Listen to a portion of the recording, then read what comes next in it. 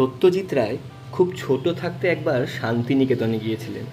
তখন রবি ঠাকুর তাকে একটি কবিতা লিখে দিয়ে বলেছিলেন, এটার মানে আরেকটু বড় হলে বুঝবে।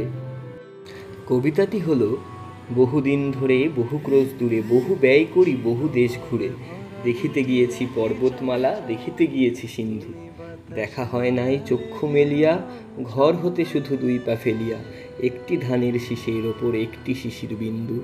ছিল ভাবে ভরা দুটি আঁখি চঞ্চল, তুমি বাতাসে ওড়ালে ভীরু অঞ্চল। হয়তো আমাদের হাতের কাছে এরকম অনেক সুন্দর সুন্দর জায়গা থাকে, হয়তো হাতের কাছে আছে বলেই আমরা সেই জায়গাগুলোয় গিয়ে উঠতে পারি না, কিন্তু সেগুলো কোনো নামি দামি জায়গার থেকেও কম নয়। আজকে আমরা সেরকমই একটি জায়গায় গিয়েছিলাম। হ্যালো মাই ডিয়ার ফ্রেন্ডস, আজ সারাদিনই প্রকৃতি খুব সুন্দর রূপে আমাদের কাছে ধরা দিয়েছিল, আর সেই সুন্দর রূপের মজা নিতে আমরা বেরিয়ে পড়েছিলাম আজকে ছুটির দিন, রথযাত্রার দিন, আমাদেরই কৃষ্ণনগরের কাছে খুব সুন্দর একটি মন্দির দর্শনে। হঠাৎ করেই প্ল্যান, তারপরে সবাই একসাথে হয়ে রওনা দেওয়া।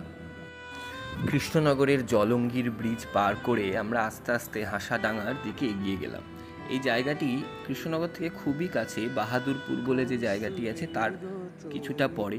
কি সুন্দর, এই বিলটির পাশেই একটি অপরূপ মন্দির হয়েছে, যেটি আগেও আমি অনেকবার দর্শন করেছি, কিন্তু এখন মন্দিরটি আরও সুন্দরভাবে সাজিয়ে তোলা হয়েছে। রথযাত্রার দিনে আমাদের দু চাকার রথ ধীরে ধীরে পৌঁছে গেল মা দুর্গার আশ্রমে।